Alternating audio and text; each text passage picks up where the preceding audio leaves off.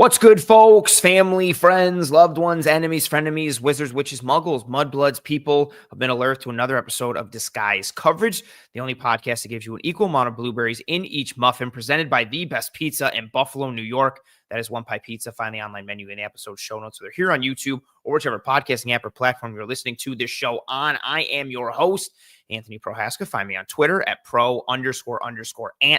That's pro 2_ANT. Find me on Blue Sky at pro_ant. No underscores over there on the Blue Sky. In this edition of Disguise Coverage, the Buffalo Bills survived and advanced against the Denver Broncos in the wild card round, which means they are on to the divisional round of the playoffs as the 2 seed to host another playoff game against a team that elicits no emotional response from the Bills fan base.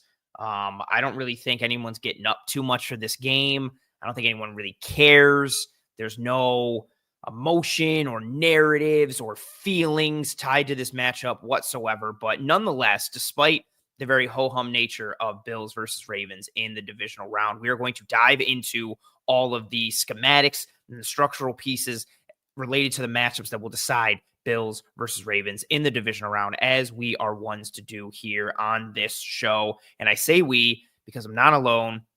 Had a great time with him last week. Had a great time with him.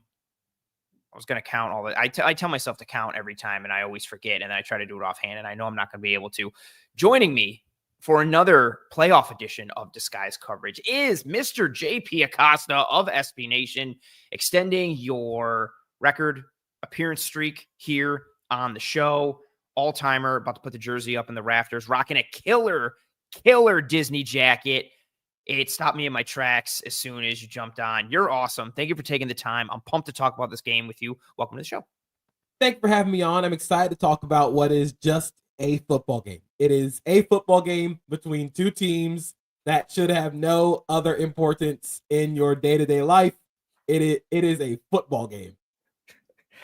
There's so much. You and I were talking about it offline, like the vitriol and like the intensity of this rivalry that's kind of like brewing, developing. So much of it is entwined in the MVP case for last year, spilling into the MVP case for this year.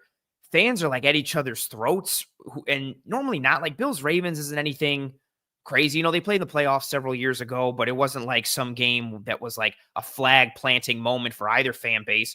Both fan bases actually have kind of united over like hatred over the Chiefs. But lo and behold, we're here going into this divisional game.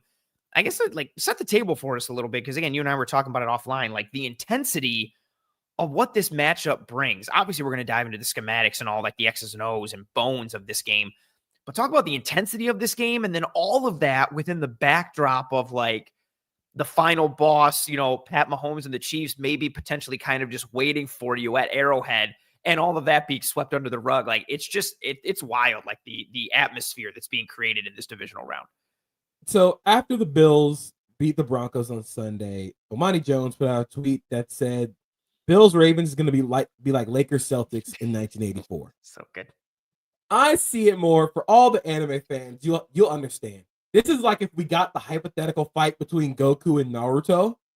Like, it feels like everything matters about this game, but at the same time, like, this is the divisional round. Like, this is the divisional round of the playoffs. It, of course, like, we could say, like, these two teams, whoever wins might end up winning the Super Bowl. Like, we could say that, yeah, but you still have to go through Kansas City. Right. You still have to play Patrick Mahomes.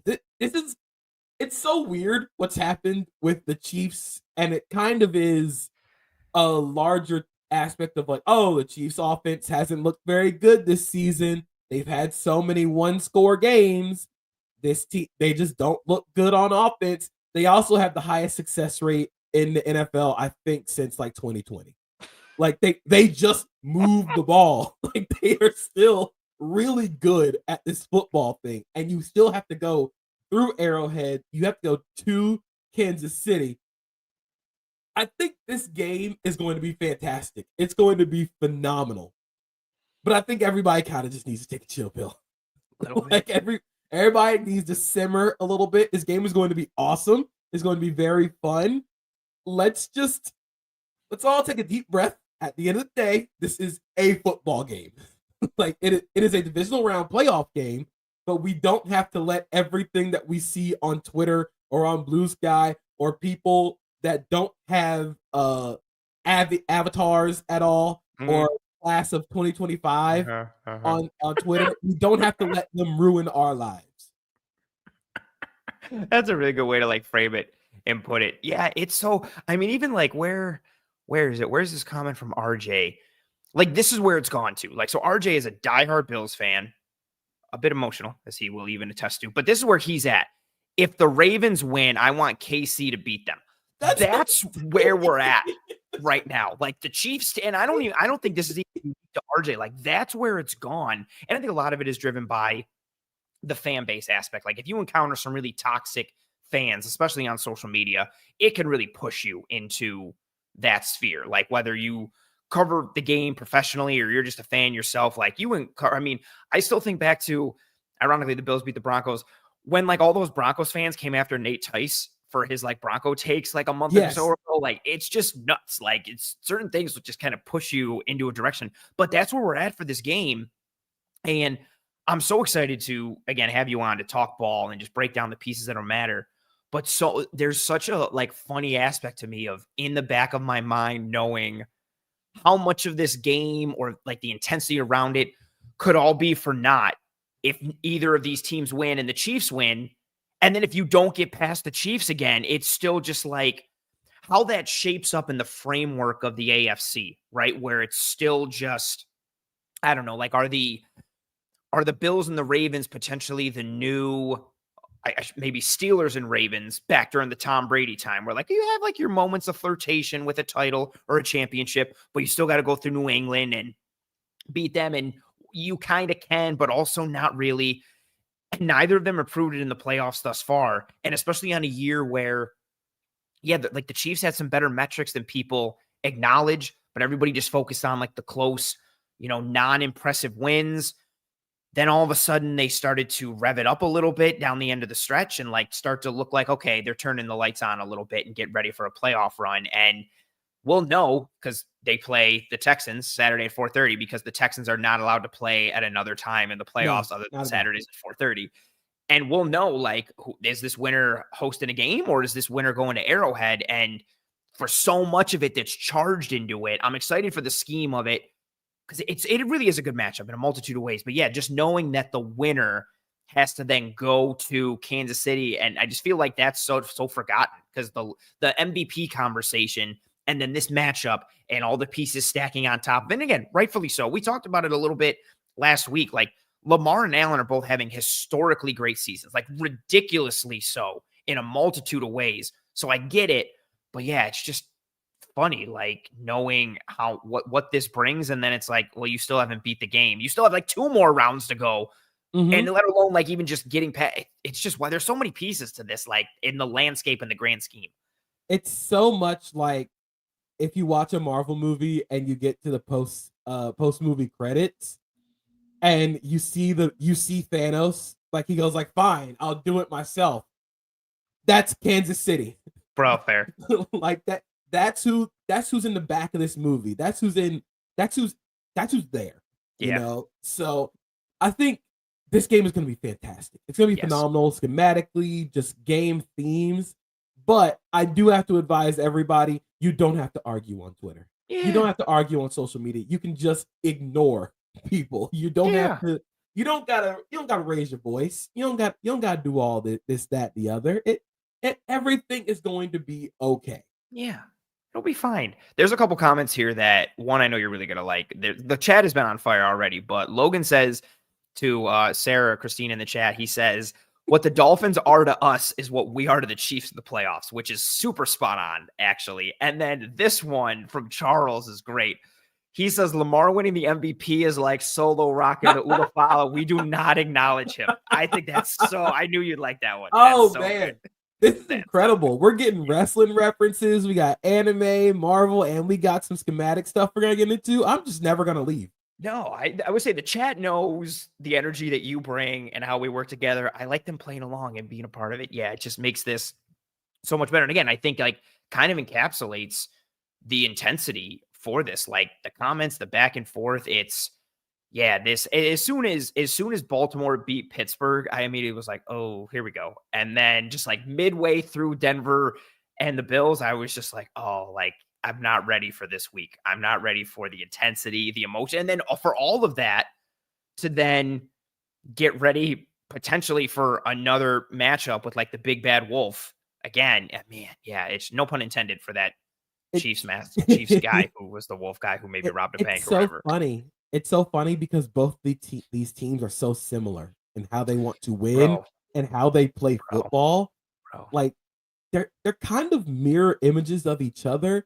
And you can even throw the Chiefs in here. They are they're all trying to match each other and all chasing after each other, which I think makes this so cool. Like you can make the case that all three of the top teams left in the AFC are all mimicking each other, trying to do what everybody else has done, but they're trying to do it better than everybody else.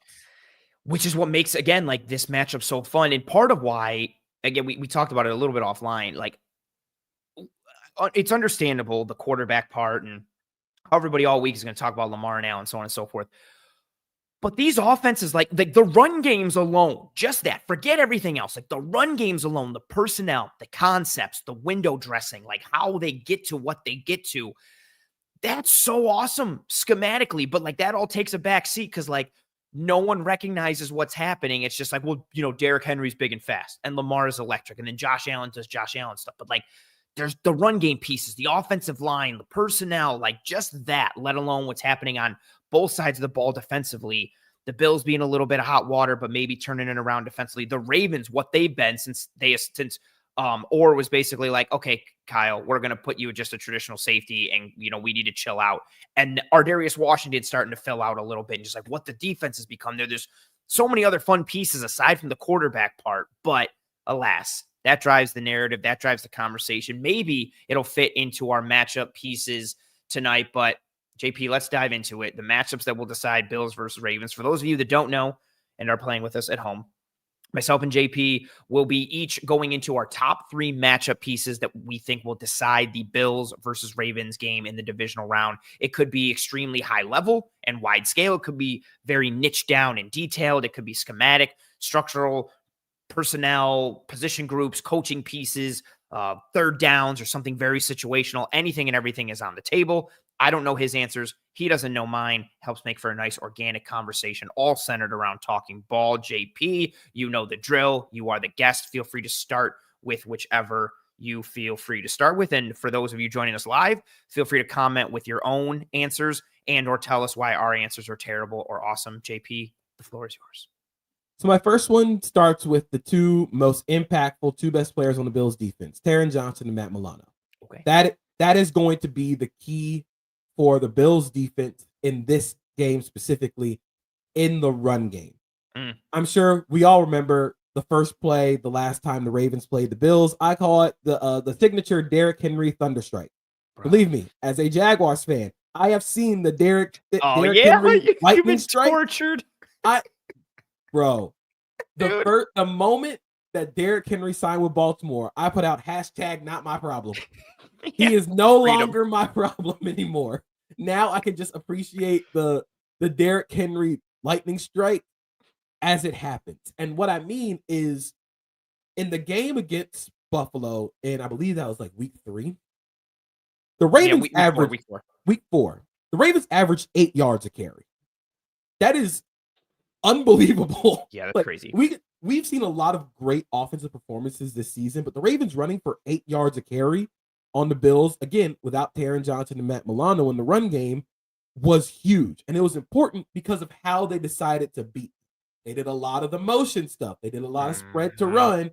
And then what they would do is they would condense everything. And if you wanted to play Taron Johnson, he would have to hit 300-pound Pat Ricard, which I don't think is an answer that you want to have in this football game. And I found some stats per SIS's on-off reports. With Matt Milano on the field, they give up 4.1 yards per carry. With Matt Milano off the field, it is 5.1 yards per carry and a 0.02 EPA per play with him off the field. Taron Johnson on the field, 4.7 yards per carry. With him off the field, 5.1 yards per carry. this matters so much because what the Ravens want you to do is put your second level defenders in hell. We have seen it with the Steelers game last week. That was a textbook example of, I call it the Shaq and Kobe pick and roll, because you don't really know which one to stop. And the Steelers spent like the entire game trying to figure out, do we want to stop Lamar? Do we want to stop Derrick Henry? And ended up stopping neither. They tried to scrape exchange stuff, but that wasn't working. Terrible. And all they did was just motion a guy or motion the wildcat run where Derrick Henry sent just kind of patted Minka Fitzpatrick and he went flying like an anime character. Oh yeah, he sent him to Shadow Realm. You send Lamar in motion on wildcat, and on that play, you can see Landon Roberts and Patrick Queen go flying out the tackle box on Lamar Jackson on a wildcat carry. He's not getting the ball on a jet sweep. Like, what are we doing here? So, and it's not even like the designer stuff. It is the motions that they have to bring people in and out of the box, the levers that they can pull when they spread to run, but also when they condense everything and go bully ball. They are one of the most effective in 21 and 22 personnel. They will also play an extra lineman. Their textbook play this season has been this little influence power where they'll move Ricard in motion and they will send 300-pound Pat Ricard and 380-pound Daniel Falele as pullers on power before 250-pound Derrick Henry gets to the hole. And it's like, what are you supposed to do here? Like, you have to go through 600 pounds of people before you hit 250-pound Derrick Henry, who I love him in this offense because it's so much designed for him to succeed. They want to give him a runway. Derrick Henry is not he's not a stop and start, like immediate quickness. He is if you give him a runway, you give him a lane, and you let him build up speed, then he becomes a Hummer with the brakes cut off. Like, that's when he becomes the most dangerous. And what you have to do if you're the Bills, I'm curious how they defend the run in this game, because when they played teams like Denver, when they played teams like Detroit, they sold out to stop the run in those condensed formations. They would bring 8 into the box. They would spin safeties down. They were selling everything to play in the run game.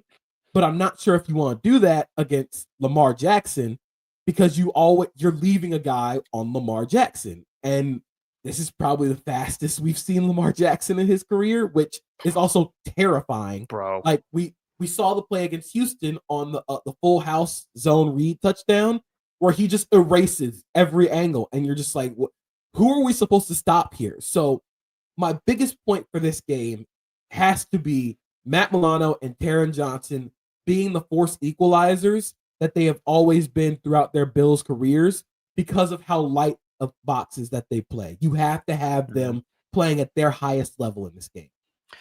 I love that point.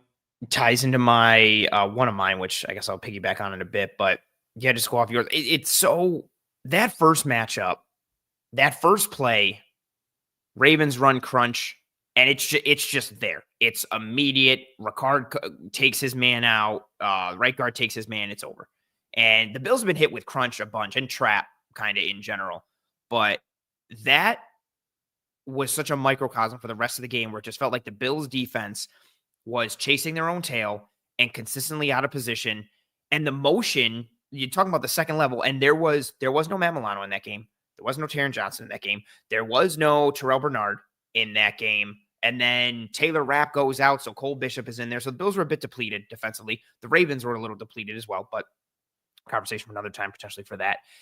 The Bills' second level was just in hell. If the play was going left, but the Ravens made you think it was going right, everybody on the Bills' second level was going right. They were just constantly out of position in the run, in the pass. They were getting out-leveraged in the small ways, right? Like, if the Ravens wanted to move them here to set up a better blocking angle here, that happened. If they wanted to move you 2 gaps over with this jet motion so Lamar could go play action and out the front door on a boot and it hit somebody on a slide route or on a drag going the other way, that was there and it was wide open. They married the run with the play action so well. They're making, they're running one run play 1 minute. I forget what specifically it was. It was the kind of like naked boot to Henry in the low red zone. Mm-hmm. But they ran it. Yes. the exact same look the previous play, they ran it and gave it to Henry. Then they run the exact same look, but it's that frontside naked sprint out and he's wide open because the Bills are like, oh, here comes the run again. Uh-oh, it's not a run. They get Justice Hill lined up on Dorian Williams out there on the little wheel. Lamar hits him for a touchdown. Like everything they had or they wanted, they had. It was just mismatch after mismatch, schematic, individual. And I wonder with Taron Johnson in there, with Matt Milano in there, with Bernard in there. Bernard makes a huge difference on his own just because of how I was calling him an air traffic controller because of how he directs and controls everything defensively for that Bills defense. But Milano can also wear that hat a little bit. Taron Johnson wears that hat a little bit. Taylor Rapp wears a bit of that hat as well, in addition to the Guardian cap that he wears on top of his helmet. So technically 3 hats for Taylor Rapp. That communication and that kind of like, I think, pre-snap communication structure and leadership structure, I wonder how much that funnels in. And again, to your point with Milano and Taron, I wonder how much that equalizes a bit of that out leveraging we saw that first time around, and or just, playing the team once, scouting that, kind of going from there. And then also tying into, we talked about a similar aspect when I had you on when the Bills played the Rams.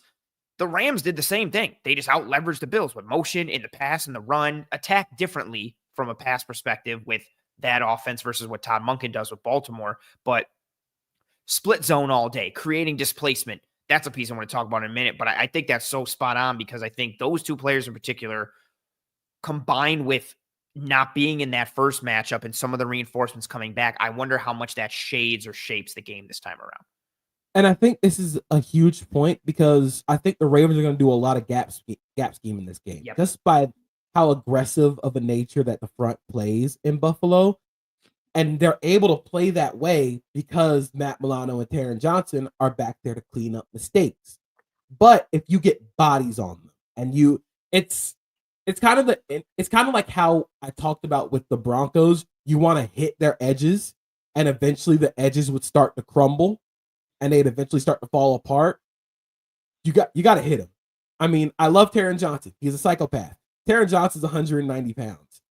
How long is he going to hold up constantly having to hit Patrick Ricard? Like that is just... And it's, again, like, it's a very meathead thing to say, but getting hit in the cold hurts. Having to play the run in cold weather really hurts. Like that, you don't want to keep having to hit people. No. And as soon as you lose that want to, or as soon as the Ravens feel like, oh, we've got like 5 yards with Derrick Henry, do it again. Because that's my favorite thing about the Ravens. If they notice a matchup or they notice something, they're just going to hammer you. Yep. They're going to hammer you. They did it to the Steelers with the zone read and the option stuff, and they just hammered them the entire game. And the Steelers couldn't do anything about it. So I wonder how the Bills are going to defend the gap scheme runs. Mm-hmm. Because again, Henry is a runway runner. You got to give him a little bit of a lane. And you do that with gap scheme. You want to try and get him going downhill instantly. If they could shut off some of that water, I'm not saying you shut down the Ravens offense. I don't think so. But then you put the onus a little bit more on the quarterback. And again, this is not saying Lamar can't do it. But as I've always said, you want to make the game easier on your star players. That's been the whole crux of 2024. Every great offense in the league takes the onus a little bit off of their quarterback and makes the game a little easier for them so the mutant quarterback can do mutant quarterback stuff. Make the game difficult on them. You have to force the issue. And this game is going to be so physical. It has to be physical. Yeah. You have to come out swinging against this Ravens team. You got to hit them in the mouth before they hit you first. So much of to your point, like the game thematically this year for like offenses has been limiting like true dropback situations or known passing situations for your QB. And yeah, you mentioned earlier kind of like what the Bills did against the Lions and some of their other matchups too. Like Lamar, and I want to preface this with what I'm about to say because I don't want people to take it the wrong way. And I know people will because if they're Bills fans, they're so anti-Ravens, anti-Lamar at this point. Lamar Jackson is a good pocket passer. Like he can throw from the pocket. He has touch. He has anticipation. He has arm strength. Like he's a good like thrower of the football. But I would take my chances with that rather than let Henry get going or let Lamar's legs get going, because it's just an easier access point for the Ravens. Like, I would rather take, okay, hit the top of your drop, be on time, not have pressure, coverage is bad, or someone gets open. Take all that rather than just like, well, the offensive line created displacement, and there goes Derrick Henry, or, oh, we messed up the scrape exchange or the read. Oh, there goes Lamar, and he's just keeping the ball. Like, that is just too easy of an access point for that Ravens offense. And I think you do have to sell out, kind of stop that run a little bit. And if Lamar kills you with his arm and he throws for 450, which is possible, I really tip your cap. Okay, we tried to isolate you. Yep, it is what it is. You don't got it. That's it. Like, if you know someone's best thing is like, well, they hit the inside fastball. Cool. I'm going to throw them breaking balls on the outside of the plate. And if they go 3 for 3 or 4 for 4, bro, good job. Like, you did it, but I'm going to try and limit your strength or mitigate it as much as possible. And that ties significantly into, so all that ties into my first point. Real quick, I wanted to grab this comment here from Bill. Bill said, I got here late. Did you guys cover Bobby Babich, Bills DC, his new green dog odd mirror front concept? So I wanted to speak on this really quickly. Eric and I will be going over it in the film room tomorrow. The odd mirror thing that the Bills did, a bit versus Denver, they've been doing this for years. They sprinkle it in. Leslie Frazier and McDermott did it in the I forget which regular season game against Kansas City a couple of years ago. Like, they've been doing this for years. They did it against Kansas City earlier this year. They did it in Von's first game against Kansas City. It's something that they will bust out. They did it against Cincinnati in the divisional round of the playoffs, and they lost a couple years ago. It's something they will, I don't know why I said it like that, bust out from time to time. And essentially all it is 3 down linemen. They'll usually replace one of the defensive linemen with a linebacker, and it's just a 3-man rush. All you are looking to do is get the quarterback off his spot. Like, you're shooting inside. It does not matter. You don't really care too much about like rush lane integrity. You're just trying to break the pocket and make the quarterback evade. You're trying to flush him out. And as soon as he gets flushed, that spy is attacking and going. You saw it early on against the Broncos. They ran it odd mirror, 3 down defensive linemen, 2 linebackers, and then dime behind it, I believe. So 6 DBs. Bo Nix willingly kind of gets himself off the spot. Milano triggers, closes down right away. So it's been used by the Bills for a couple years. Georgia really made it famous, Kirby Smart and that whole crew. Usually you're playing man coverage behind it. Sometimes the Bills won't, but the whole idea is just three-man rush, get the QB off his spot, and then attack him with that, 4th rusher who's the aggressive spy. So it's still kind of like a 4-man rush, even though it's not. It almost functions kind of like a twist or a stunt a little bit, even though it's not. You can use that spy as a low hole player, even though he's not. It allows you to have your hand in a lot of baskets. But good comment there from Bill. I just wanted to clarify that a bit. So my first point, JP, and it ties heavily into yours. I titled it The Bills Defense versus the Ravens Heavier Personnel Groupings. Mm-hmm. And I wanted to lead with that because a couple of points. No problem, Bill. Appreciate you being here, and good question. You mentioned a bunch of points that are going to be important in this one. I want to start with the first piece, Henry and the runway. My biggest concern, we talked about it last week when you were on the show. We saw it a little bit against Denver, what I'm about to say, but then game script got them away from it, and the Bills actually did decent in this area I'm going to talk about. Plus, they played it with some numbers. Displacement is a worry for the interior of this Bills defense. In that spine, the interior defensive line, the second and third wave of dudes going all the way up through, they will get displaced. They will get knocked back. They will get driven off the ball. Double teams are tough for them. They will literally get blown like 3, 4, 5 yards off the ball. That is a huge problem against the Baltimore Ravens, right? So that they'll also get displaced just from an individual standpoint. The gap scheme runs, just a down block, or we're running crunch. So with a trap and a wham, and I'm coming up field. Here comes somebody into my ear hole. Bang, I'm way out. Henry's got this wide open A gap or B gap, and he's cruising and getting downhill. And a multitude of other ways. The displacement is such an issue for this Bills defense. And then attached to that, because they traditionally are a light box defense, because they want to have numbers and coverage, because they are a nickel defense. And even within that nickel defense, I think a key point that we don't talk about enough with the Bills defense is not only are they primarily a nickel defense, and I love Taron Johnson. He plays like he thinks he's 6'2", 250. He plays like he thinks he's Levon Kirkland from like the 90s Steelers. Mm-hmm. That's what he thinks he's like. But aside from him, Terrell Bernard is a very undersized linebacker. And even Matt Milano is also undersized. Like, Milano is under 230. Bernard is like 223 soaking wet. So with those two and Taron Johnson, you have a light second level, but they shoot and they play like velociraptors, which is awesome.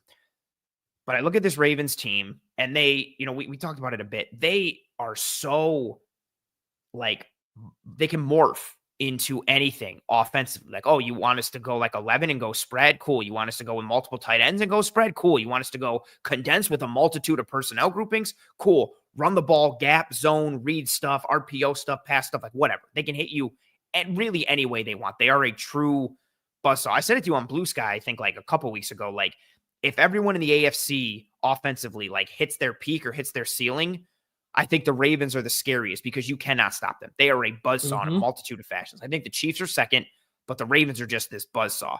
But particularly, and you mentioned one of these personnel groupings. So out of 22 and 21 personnel, the Ravens out of 22 personnel, 12.6% usage rate, which is first in the league. Second in the league is the Chargers at 9%. So almost a 4 percentage point higher usage rate, which is significant from a percentage point standpoint. Which, again, makes sense, right? If you've got Ricard and you've got Henry, who's matching Pat Ricard and Derrick Henry, right? But you look at that and you think, okay, they probably run the ball a ton out of it.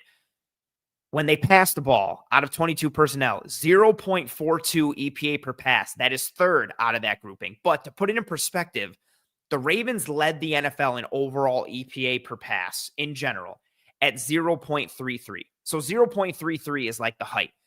They're at 0.42 out of 22 personnel. And then when they run the ball out of 22, 0.13 EPA per rush, which is seventh. For reference, the Eagles led the NFL in overall EPA per rush at 0.06. So they're essentially doubling that when they run out of 22. And then they have a 21.8% pass rate out of it, a 78.2% run rate. The Bills defense versus 22 personnel, 0.52 EPA per pass allowed, which is 22nd. Not great, as the look on your face indicates. 0.16 EPA per rush, which I thought would be worse, but it's not, which is respectable. Middle of the league, 14th. Then if we dive into, and so for those who don't know, 22, 2 running backs, 2 tight ends. We go to 21 personnel, 2 running backs, 1 tight end. Ravens, 18.8% usage rate in 21. Third highest, 0.5 EPA per pass, which is 8th, 0.08 EPA per rush, which is 9th, 31.3% pass rate, run rate of 68.7. This is interesting, though. The Bills defense versus 21 personnel, 0.22 EPA per pass, which is 19th, negative 0.36 EPA per rush, which is second best. I found that very surprising just from a numbers perspective. So, how much do the Ravens lean into this heavy aspect? Do they go with a 6th offensive lineman? They had, I believe, 15 reps with an extra offensive lineman on the field against the Steelers. It really worked. Do they lean into the extra offensive lineman sets, kind of like the Bills do? Do you see more 21? Is it more 22? Do we see some 12? There's a multitude of ways I think the Ravens can go from a body type standpoint because they can go heavy and mash you, but also those same dudes that mash you can still function as pass catchers in a multitude of ways. How the Bills choose to match with that, all while trying to not get displaced, which is something they struggle with. That's really where everything starts for me, because I think they can get displaced regularly, like even if the Ravens just go spread and go like 11 or something.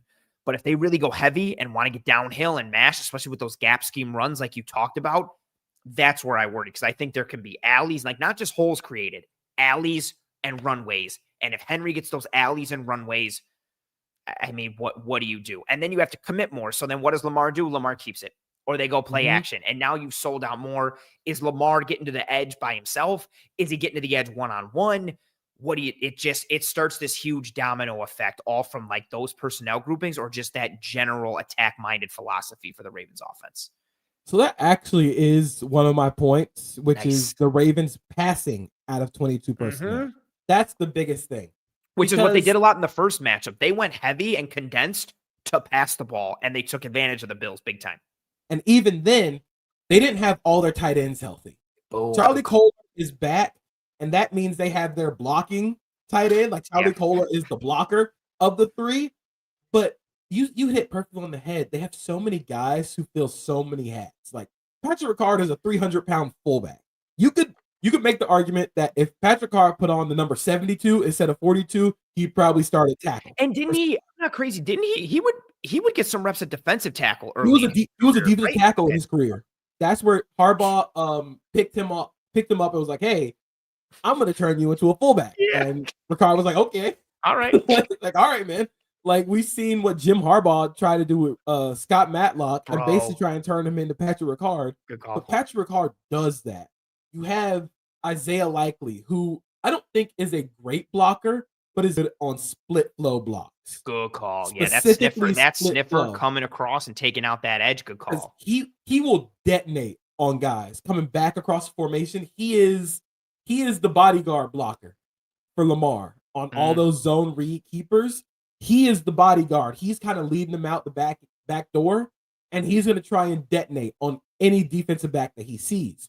And I think your point is really good because it kind of ties into what I said with how the Bills have decided to defend these heavier formations. And I think they're so good against 21 because you see a lot more 21 in the NFL than you do 22. I mean, with everybody trying to be like the 49ers and then the Lions running a lot of 21, you see a lot more of it.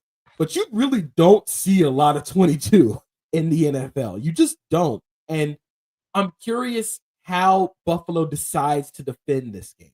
Because early in the first game, they tried to match it with 3 linebackers. And I thought that the Bills defense always gets worse when they have to play base. Because you have to make the choice. You have to take Taron Johnson off the field for a bigger linebacker, or you have to hope Taron Johnson holds up in the run game.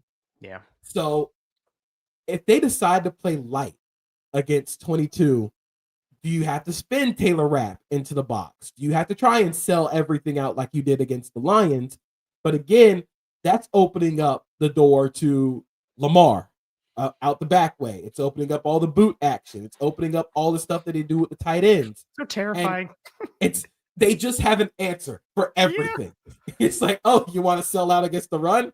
We'll throw it over your head to Mark Andrews, who very quietly, Mark Andrews has been incredible. After everybody wrote him off to start the year. Everybody was like, oh, Isaiah Likely's getting all the targets. No, Mark Andrews is still really freaking good.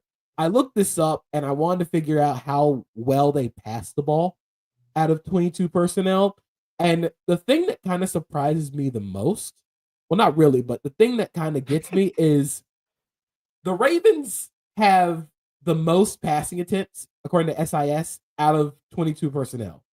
But they're not dinking and dunking out of 22 personnel. Their average throw depth is 8.4 yards, which I believe is 4th in the NFL, but it's behind the Jets with 2 attempts. The Dolphins only had 9, or the Dolphins had 9, which is the only person in the top 5 that actually did anything, because then 5th is the Chargers at 7.6. And then you have the Broncos at 11. They want to try and hit you downfield hard. And they want to try and get you biting, on the run fakes. And then the perfect example of this was against the Bills the first time, that little sail route to Likely. And Lamar is really good at throwing that sail route. He is really good at just feathering it right over the top of the linebacker or right over the top of the safety. And I worry a little bit because this feels like the same type of game that the Chiefs tried to play last year against the Bills, where they tried to bring all the tight ends onto the field. They did it differently. The Chiefs don't have a fullback. The Chiefs did 13. So the Chiefs are really funny because everybody's treated Travis Kelce like a receiver. And they went, okay, we'll just keep adding tight ends onto the field until you respect us. So I think the Ravens do it differently because Mark Andrews isn't necessarily a good blocker, and not Isaiah Likely isn't necessarily a good blocker. But Patrick Ricard is. That is his thing. You're not going to see Patrick Ricard with a reception or a target at all. He is in there to block, and he's in there to, he'll sometimes be in there as an extra help on pass protection. But how the Bills decide to match up against their heavier looks is really going to be what decides this game. And I think it's going to decide this game on both sides of the ball. So that's part of I guess I have a sub bulletin for this one is or not bulletin. I don't know why I'm falling apart already. And this is only Tuesday in the week. We're still early in the show. I'm falling apart in the show. It's only Tuesday. I'm falling apart before the week is over. Like, the Bills have been so successful with Alec Anderson on the field as that extra offensive lineman. And what I really like that they do is he'll be like the extra offensive lineman, and they'll have like multiple tight ends, or they'll go heavy, or they'll use him as like an inline tight end and then do creative stuff in the run game, or they'll go play action. And now, instead of having a tight end on a defensive end in play action, now you got big on big, and they can hold up longer in pass protection. They can try to attack downfield a little bit because they hold up better, especially if you put them on Spencer Brown's side and then have Deion Dawkins one-on-one or the other, because Dawkins has been killing it this year. But Alec Anderson's presence, Reggie Gilliam's presence. I mean, the Bills were pulling off the past several. We started to see in Detroit, and then even more so as the end of the season went on. Not so much against New England in the last game of the year because they didn't have to, but we started to see like new wrinkles to the Bills run game offense, more pistol, but more gap scheme stuff like traditional counter, then running that blast motion into counter.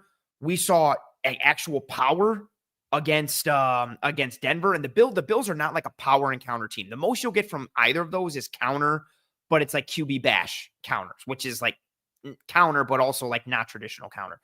They're leaning into like all kinds of gap scheme stuff, and they'll go heavy with Gilliam and an extra offensive lineman. And then for the Ravens defense, how do you counter that?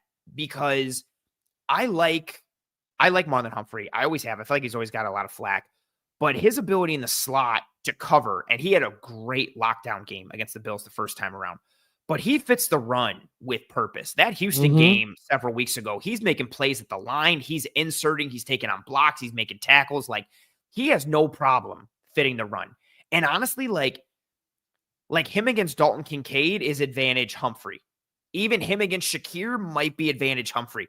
Him versus Mac Hollins would be a dogfight. Like, give me that. Like, that fit on the run. But if the Bills go heavy, do the Ravens want to go out in nickel? Or just how does that Bills heavy? Because the Ravens heavy is a true heavy. Like, with Likely, Andrews, Ricard, Kohler. The Bills heavy, Knox is legit, but is it like Knox, Gilliam, Alec Anderson? Is it Knox, Kincaid, Gilliam? Is it Knox, Kincaid, Anderson? And now, like, how many bodies are attached to the line? What kind of surface are you presenting? I think that's a cool one as well, because that can dictate a little bit to the Ravens defense. And the Bills run game, personnel groupings, and alignments, Joe Brady has wielded all of those to kind of take the pressure off Allen this year, which has helped him be more of a mutant alien unicorn because he doesn't have to do it all the time. Yeah, and I think that also kind of plays into one of the things that I said specifically about this game and about this team and about the Ravens, and kind of basing it on how the game went in week 4. Travis Jones dominated that call, game. yeah. That is the one guy that the Ravens are second in the NFL in EPA per play given up against the run. They are really good against the run, but it's unlike the first team, the Vikings, where they kind of get flow and they try and steal gaps. No, the Ravens are just big as hell and they are mean as hell. And Michael Pierce didn't play the first time the Bills played the Ravens either. Yes, and Michael Pierce is basically a fire hydrant. Like, I think he might not reach 6 feet, but he is built like a cul-de-sac. Yeah. And you can't move him. You can't move these guys. But where Travis Jones really made an impact was in the passing game. He drew holdings. Yeah. He drew a sack. He got a sack. He was an impact pushing the pocket. And I think that's the part where, if you want to try and get the Ravens defense in base, I would understand that, because Malik Harrison will be on the field. Yeah, and I'm taking advantage of him in the pass. Get after him. Malik Harrison is really good as a run defender.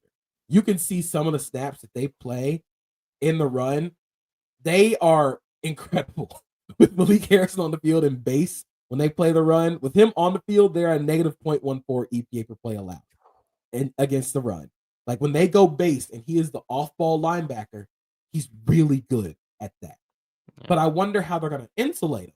But then that answers the question with Kyle Hamilton back and Ardarius Washington back. They can play the light boxes because Roquan Smith hasn't had a great year in pass coverage, but he's a monster fitting the run. Malik Harrison is a monster fitting the run. And so one of my worries for the Bills offense, like we said with the Ravens becoming one-dimensional, forcing your mutant quarterback to have to be Superman every single play. I worry a little bit about this Ravens run defense and forcing Josh Allen to be Superman all the time, which he can be, but that's not how the Bills have won football games this year. If you think about all the games where Josh Allen has had to become like wear the Superman cape all the time, it has been those games where they've struggled a little bit. Against the Texans, he went 9 of 30. They lost the game to the Rams where Josh Allen went supernova. Like it's those games, and even the Ravens game, of course, game script kind of threw it off, but the run defense that the Ravens can play and force you into those uncomfortable third down situations where that's when they really start throwing shit at you. I will never forget the rep against the Bills where they have everybody walked up and Kyle Hamilton hauls ass to the back half of the field. And I'm just like, what do you do? Like, I don't know what else you're supposed to do in that situation. So I'm really intrigued with how the Bills attack this Ravens defense that is so damn good against the run. And I think it's good in a different way from the Broncos, because while the Broncos edges are better against the pass than they are the run, the Ravens are going to try and hit you in the mouth. Like, their worst run defender on the edge is probably Ojabo, but he comes in as a designated pass rusher. Yep. Kyle Van Noy has seen everything and has 11.5 sacks this year, which I have no idea where that came from. Right. Odafe Owe, monster in the run game. Sometimes what they'll do, they'll play Malik Harrison on the edge and have Trenton Simpson on the field, who is better in pass coverage. So that's what I'd also worry about. It's the chess pieces that they can move around to match the chess pieces the Bills can move around. I love that point, and I love that piece. And it was super important and impactful the first time around when these teams played. The Bills couldn't move the ball great on first and second down. The run game wasn't clicking, and they were in a lot of what we talked about earlier that offenses are trying to avoid this year in the theme of the NFL. They ended up in a lot of known passing down in distances or true drop back situations. And the Ravens just teed off with designer coverages, rushes. The one that was in my mind, so you're talking about the one that Hamilton had. I remember that. The one that got me, they show pressure, and they drop Kyle Hamilton and Metabike as like low hole players each. And that's when I was like, oh, this, like, you're done. Like, they're just feeling it, and they are in it. But it was because the Bills kept being in like 3rd and 9, 3rd and 11, 3rd and 8. And then, especially because this was pre-Amari Cooper, Wiggins and Humphrey especially are athletic enough and good enough as corners to limit and mitigate the separation that the Bills could potentially generate. So you have to manufacture a lot of it with scheme and designs and how you're going to get guys open. But that's messed up if your quarterback is pressured or the defense knows you have to pass it. Like, there were so many. Actually, you know what's funny is I changed. If I remove this banner here, it doesn't show it on this one. I had like for most of the shows, like the banner underneath my Twitter handle will say Game Script Enthusiast. I changed it to that after the Texans game, because both of those games that the Bills lost, game script mattered so much. Offenses were able to stick with the run. The Bills offense got away from their run game because of what happened. And at that time, the in-structure passing game was just not it. But the Ravens really set that blueprint where, okay, we're not going to let you run the ball. It's 3rd and long. Find somebody open. Do something. And we know you're going to pass. So now we're getting into crazy coverage stuff because we have this crazy mix. And again, it's a little different now with how they use Hamilton. They deployed him tremendously in that first matchup. He's covering the flat. He's in the middle, like hook curl. The Shakir tackle to start the game was it was the second oh shit moment. Yes. As a neutral observer of this game, it's like, oh, the Ravens didn't come to mess around in this game. No. I was watching how they were deploying him. Yeah, when he did that, I was like, oh no, like strap in. Like it's gonna be rough. And they were getting in everything. And now again, Hamilton is more traditional safety now. I like his pairing with Ardarius Washington, who Washington is so fun. Bro, he's so fun. I compare him to, I say the way he moves and hits, I call him like a red shell in Mario Kart. It's just like heat seeking and he's gonna detonate or get detonated on. Like he's either gonna go belly up or he's going through you. But like he is I made the comparison on Blue Sky of if Josh Allen plays football like a golden retriever, Baker Mayfield's a Chihuahua. Darius Washington is the Chihuahua of that defense. Absolutely. Like, He is he biting gonna and bite some tugging and ankles. yes, and he's that one that you're trying to like walk into like your girlfriend's like mom's house for dinner and she has a Chihuahua and the Chihuahua's like all over your ankle, biting your leg and won't give them. You're just like you're holding a plate of food that you brought and you're trying to shake it off and it just won't. That is 100% Darius Washington. And he gives them good. The fourth down play against the Texans where Mixon, it's like 4th and 1. In the low red zone. In the low red zone. Yes. And Darius Washington comes flying down the field and stops him for no gain, just turnover on downs. That is what Darius Washington does. Like you said, he is the red shell of that defense, where Kyle Hamilton will be deployed in a lot of different areas. They asked Darius Washington to do one thing, which is hit people really hard. Yeah. And he'll come through, like, even against the Steelers, it ended up being a 4-yard gain, not because of Washington, but because the Ravens line got displaced. He meets Najee Harris in the hole. Darius Washington is listed at 177. Najee Harris is listed at 220. And I don't believe either of those. No. Darius Washington is maybe like 172 tops, and Najee is probably like 225, 230. Like I was gonna say Najee's closer to 240. The Steelers lie on a lot of their weight charts. Darnell Washington's not 270. Najee's not 220. Like you don't have to keep lying about these things.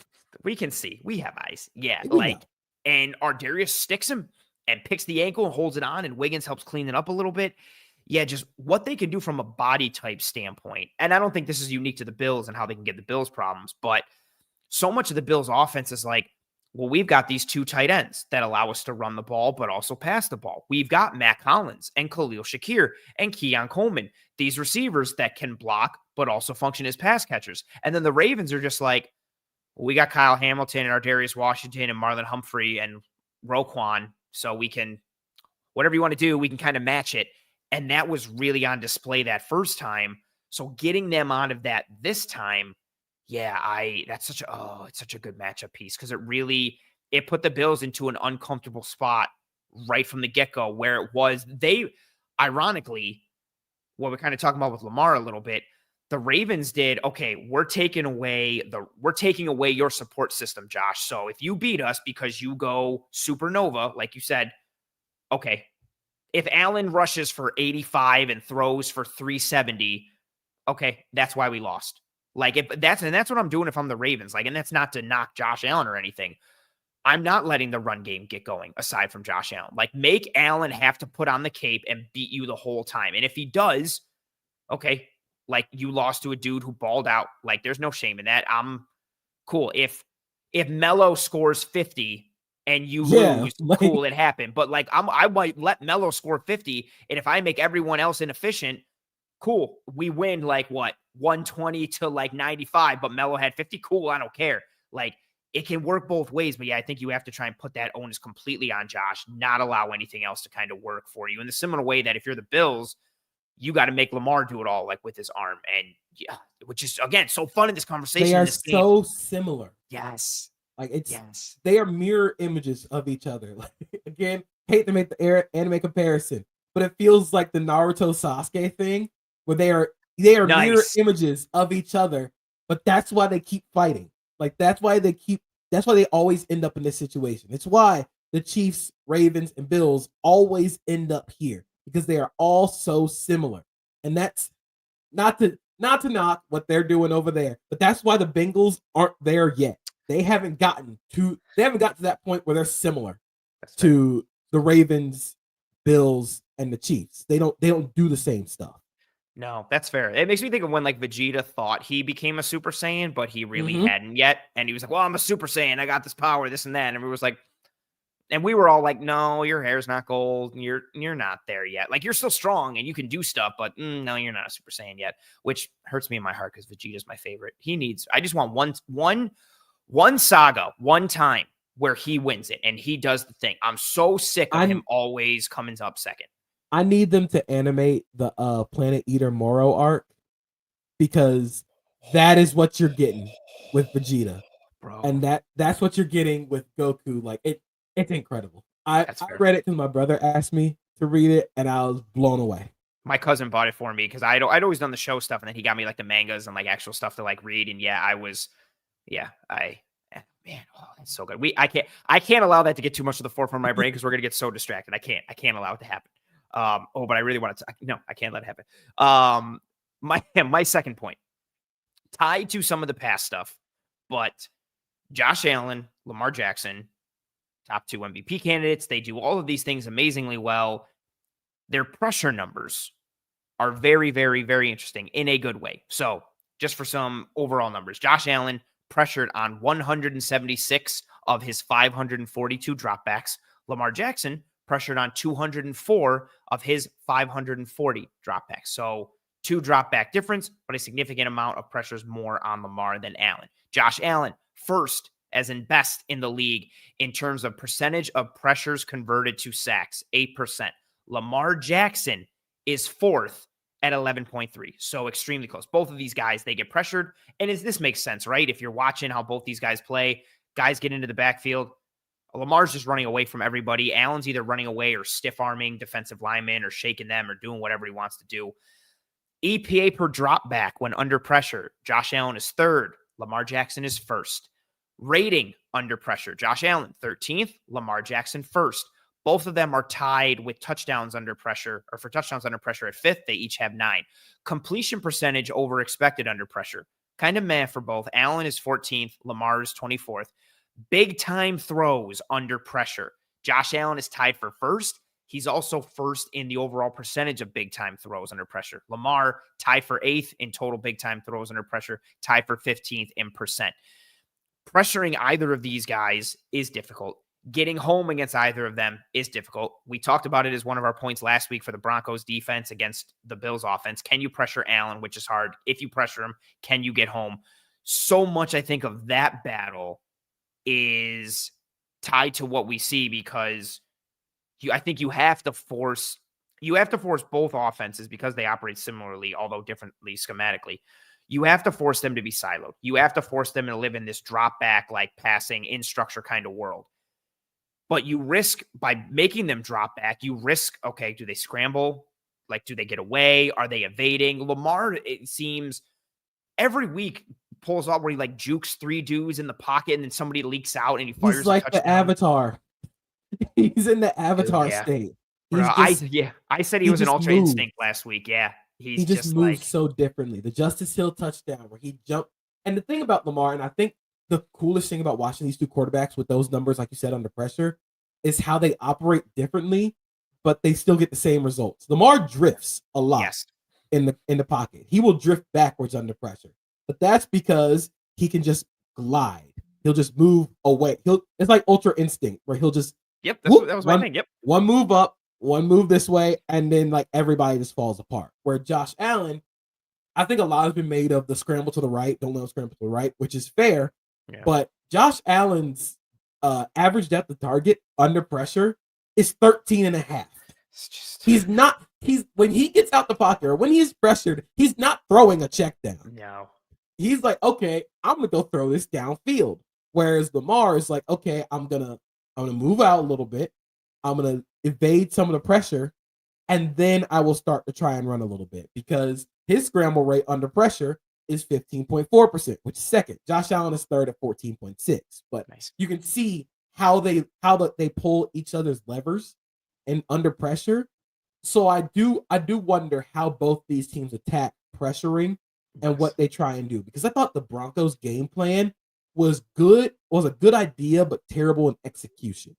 Jonathan Cooper was on the right side a lot, and I think Spencer Brown also does a good job of this, where he kind of steers people inside to give Josh Allen that lane. He for the scramble, like he does what he can to help Allen get out that front door.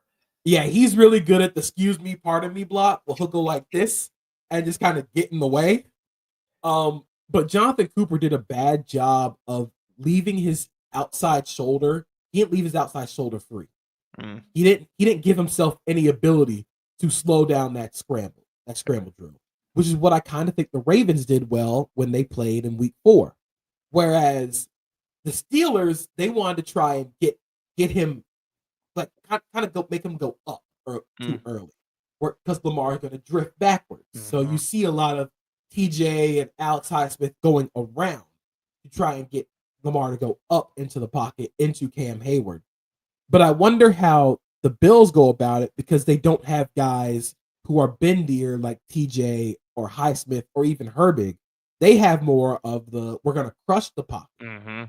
So if you crush the pocket and you give Lamar that little outside lane, that's when I think we'll start to see a little bit of the scrambles, and you'll start to see them commit to a spy, but then you're taking a guy out of coverage.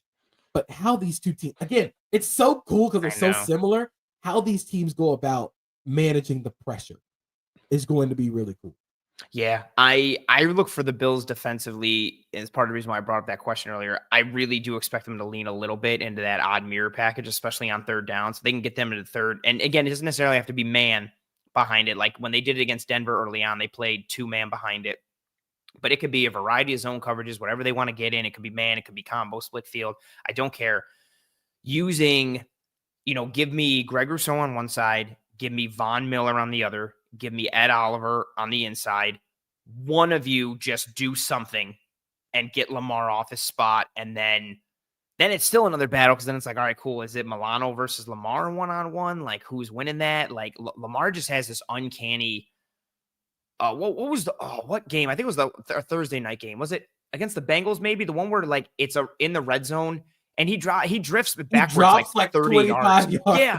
And then gets up the sideline and ends up getting like the first down. So he runs like 70 yards for like a 12-yard gain and a first down. But there's just so much of his movement. Even the touchdown this past weekend against Pittsburgh, he's got Bateman open on a little dig in the end zone. Like, I don't know if he didn't want to throw it or didn't see it. And then you're like, okay, he screwed up. And then it's like, no, I'm just going to juke 3 dudes pressuring me and then step up and, my running back's open. Let me just dump it down to him, touchdown. Like, there's just so much of that chaos management for him. And Allen does it as well. But to your point, like, they do it differently. And yeah, so the QB part's under pressure, and also just some run aspects for each of them. I wanted to bring this up. So this is without quarterback sneaks and without QB kneels. None of that stuff is included. This is per Sports Info Solutions. Josh Allen versus Lamar Jackson rushing stats. EPA per rush, Josh Allen, 0.54. Lamar Jackson, 0.25. Oh, I should mention, Josh Allen attempts 64. Lamar Jackson, 119. So significantly more for Lamar, which makes sense given the type of offense and player that he is. So attempts, Allen 64, Lamar 119. EPA per rush, Allen 0.54, Lamar 0.25, so almost double. Overall EPA, Allen 34.43, Lamar 29.93. Does make a sense a little bit. Allen's rushed for so many touchdowns, so boom. Success rate, Allen 68.8%, Lamar 58.8%. Broken tackles and missed tackles per rush, Allen 31.3, Lamar 31.1. Yards per rush, Allen 7.5, Lamar 7.7. Scrambling EPA per attempt, Allen 0.69, Lamar 0.43. Scramble EPA, Allen 28.41, Lamar 17.04. Scrambling success rate, Josh Allen 75.6, Lamar 67.5. Both of them extremely lethal with their legs. Can you mitigate that, take it away in some way? Also, what's funny, too, from a Mahomes standpoint, that scramble EPA per attempt, Allen, again, is at 0.69. That's third. Mahomes is first with a scramble EPA per attempt of like 0.85. Yep, that is the unreal. The meme of the FU3. That's Patrick Mahomes' version, where he's going to scramble for 9 on 3rd and 8, or he'll scramble for 12 on 3rd and 10. Yep. And you're just like, what the hell, man? Just kills you with his stupid little shimmy and a shuffle, like, and then he comes back and he does a little thing. Let's bring everybody back, and you just want to, I looked at that. The ball like away from his body. Yep. Like, just somebody go after the ball. Yep, and he's like, just somebody doing this, and then he gets to the sideline and he sticks it out in front. He gets to come on, just all his mannerisms, it's nuts. But yeah, him sitting there at 0.85 for Mahomes for scramble EPA per attempt is insane. Like almost a full point. It's so fascinating because we're really kind of seeing the evolution of what the elite quarterbacks can do versus guys that are just really good. And it's these points that are like the scramble stuff that you mentioned, the success rate on scrambles, the first down rates. That is what separates the good from the elite. It's what separates the I always say this: Lamar, Mahomes, Josh Allen are quarterbacks 1 through 3, all fighting for 1. Everybody else is fighting for 4 at this point. Like there is a gap at this point, and it's because of what they can do under pressure and what they can be a force with their legs. Yeah, and that's kind of where you say like, oh, we want to try and make this a Lamar beat us, Josh Allen beat us type of game. They can do that, but again, if you're forcing them to have to do this every single play, like you're gonna play that volatility chaos game, but it might be your best chance because you have to play chaos against both these guys.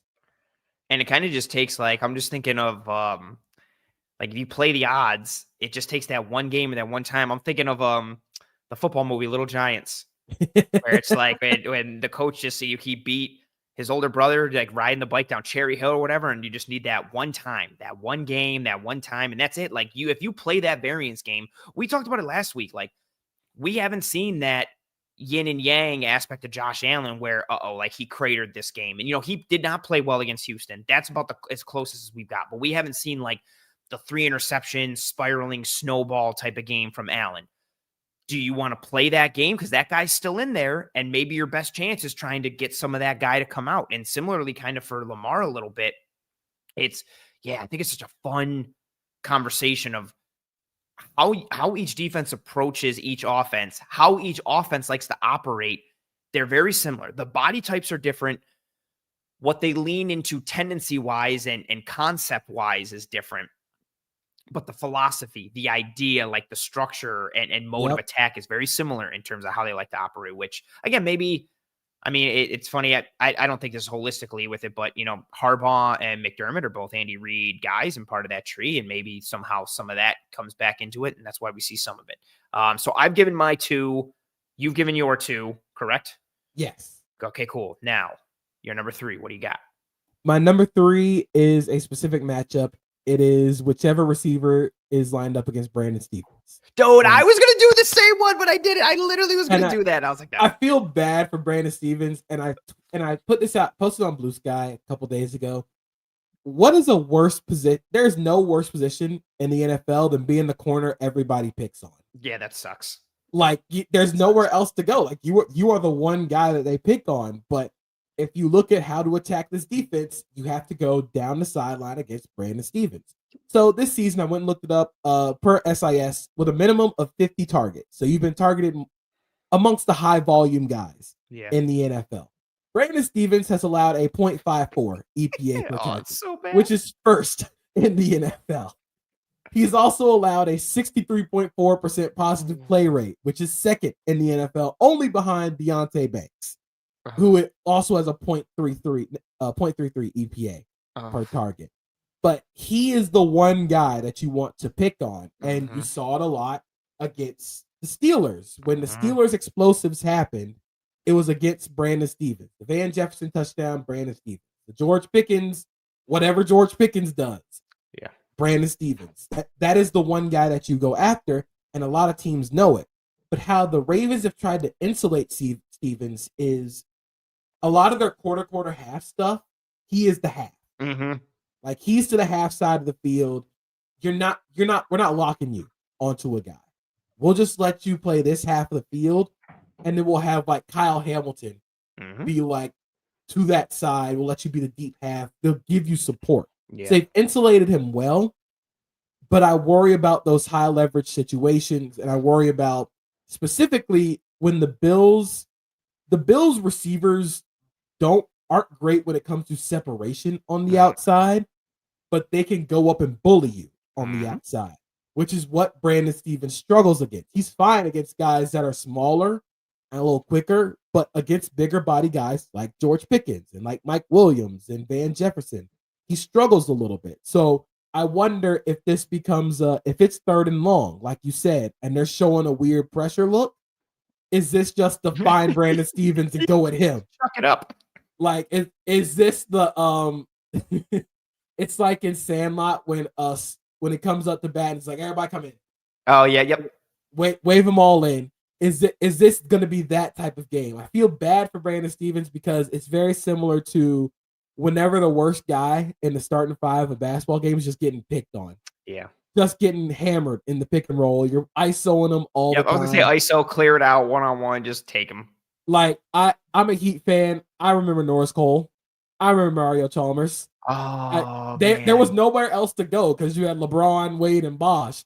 You got to go at Mario Chalmers. So I worry a little bit about that aspect of the game for the Ravens, but I think that's an opportunity for, like I said, when you get to those third and longs, is this a find Brandon Stevens and go at him with one of the bigger body receivers? I love that point, and I came so close to making this one because Wiggins is undersized, but he's got speed. He handled himself very well against Keon Coleman last year with Clemson versus Florida State. And I like Humphrey. I know he's playing in the slot, but he can still play outside. I had a very similar thought. Like, wherever Brandon Stevens goes, I throw at Brandon Stevens. Like, if it's Keon Coleman versus Brandon Stevens, I got no problem throwing it up there. I also think if it's Stevens versus Amari Cooper, I'm looking for Amari to separate right at the line with his release package, which is still outstanding. The long speed isn't necessarily there anymore, but he can still release off the line and cook you and drop you at the line if you are not crisp and sound.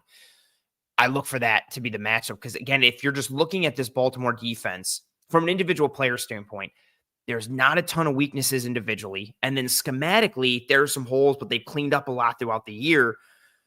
The one that's obvious is Brandon Stevens. And then the part of me that thinks former Buffalo Bills all-pro corner Tre'Davious White is there in Baltimore. Like, is there any shot where they pull Stevens and they put Trey in there and now Trey is on the field? Like, I think of all these little like matchups within the matchups and those little pieces, but I do think, I don't remember what game it was. I think it was earlier this year, and the announce team was talking about how well, and I feel bad saying this because like he's in the NFL, so he's like good at football. But the broadcast team was talking about how good Brandon Stevens has been, and I was just like, "What are we doing? Like he's not been good. Like he's bad. Like he's just getting roasted." And he was getting roasted in this game. And what game was it? And the broadcast team being like, yeah, it's really out of character for Brandon Stevens. I was like, no, it's not. He gets beat a lot. What are we talking about? And some of it is just volume. Like, you're just going to be like, well, if I'm going to throw at one guy, I'm going to throw at him. But the metrics, the efficiency piece of it, the totals and the volume, it does not speak well for him. And to your point, you can beat him in a multitude of ways.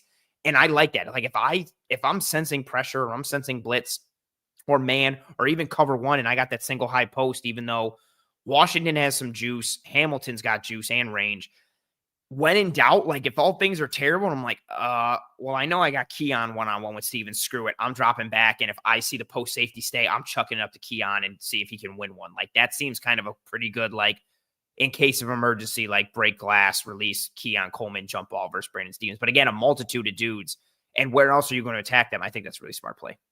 So I actually wasn't thinking of Keon Coleman or Amari Cooper when I thought of this Brandon Stevens. I was thinking of Mac Hollins. I love that idea. I was thinking of the Mac Hollins Lobo ball because I call him Lobo because he looks like Lobo from DC. Solid. Because he's just a maniac. He's a maniac. He's an edge defender playing receiver. He likes to block and he can do some of the fade route stuff. But the fade route stuff happens when you have a bigger guy against a smaller corner and he goes bully ball. Yeah. And Brandon Stevens, like I said, has struggled against those types of receivers. So if you get those obvious pressure situations where it looks like they are going to leave Stevens on an island against Hollins, that's when you have to take those chances. Take those shots against him because that's probably your best shot of going downfield against this team, especially if you get those obvious third downs where they're trying to throw everything at you. Just make it simple. Just throw the fade route. And I know it's a 50-50 thing, but I will take my chances with a Keon Coleman, even Amari Cooper in those situations. But Mac Hollins was the guy I was thinking of because he's not going to draw Humphrey and he's not going to draw Wiggins. Although they don't rotate their corners. They're not going to. He's probably not going to match Wiggins and Humphrey. This is going to be I almost want to say Mac Hollins against Brandon Stevens, but specifically the Brandon Stevens matchup.